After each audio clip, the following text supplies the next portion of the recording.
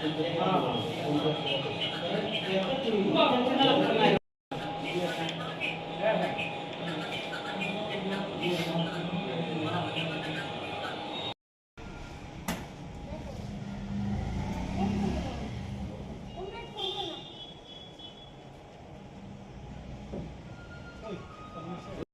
দেখতে পেলাম দুজন বাংলাদেশি নাগরিককে আপনারা আটক করেছেন। কোথা থেকে আটক করেছেন বাবু? কিভাবে উঠে আসলো এই সাফল্য আপনাদের?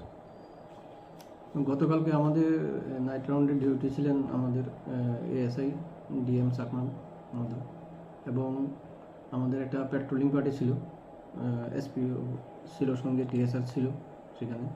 এটা হলো আলী হোসেন ছিলেন এসপিও। তারা যখন পেট্রোলিং ডিউটি করছিল ওই চাইটুলগাঁও এরিয়া, তখন তারা রাস্তার মধ্যে আলী হোসেনের সঙ্গে যারা টিএসআর ছিল, আলী হোসেন সহ তারা দেখতে পায় দুটি মহিলা মানে সন্দেহজনকভাবে ঘোরাফেরা করছে ওই এলাকাতে। তখন তারা এগিয়ে এসে তাদেরকে জিজ্ঞাসাবাদ করে। তখন তাদের কাছ থেকে তারা জানতে পারে তারা নাকি বাংলাদেশ থেকে এসেছে, রাস্তা হারিয়ে ফেলেছে, তারা কাজের জন্য এসেছিল। তো এবং তাদের এই আসার পথে ভারতের 2-3 জন নাকি যুবক ছেলে তাদের সহায়তা করছিল। একজনের নাম হলো মিস এমএসটি, মানে রুবেদা, বয়স হলো 60, wife of late Mohammad Sharif, alias নাম আছে একটা, মুসুবি, আর হলো ভিলেজ হলো শিকদারপাড়া, পিএস নিরা, বাংলাদেশ। আর সাথে একজন ছিল অপ্রাপ্তবয়স্ক মেয়ে। তো তারা দুজনে তখন তাদের ভালো করে জিজ্ঞাসাবাদ করে জানতে পারে তাদের কাছে কোনো বৈধ কাগজপত্র ইন্ডিয়া প্রবেশের নেই বা পাসপোর্টও নাই তাদের কাছে।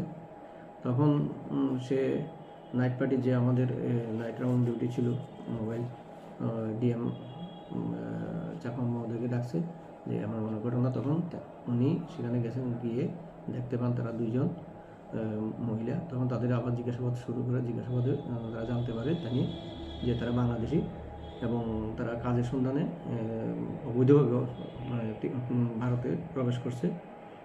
ভারতে প্রবেশে কাজে সহায়তা করছে ভারতের নাকি 2-3 যুবক, তারা সহায়তা করছে। তখন তাদের কাছে কোনো বৈধ কাগজ আছে কিনা বা পাসপোর্ট আছে কিনা জিজ্ঞাসাবাদ করলে তারা জানায় তাদের কাছে কোনো বৈধ কাগজ নাই, তারা অবৈধ পথে প্রবেশ করেছে।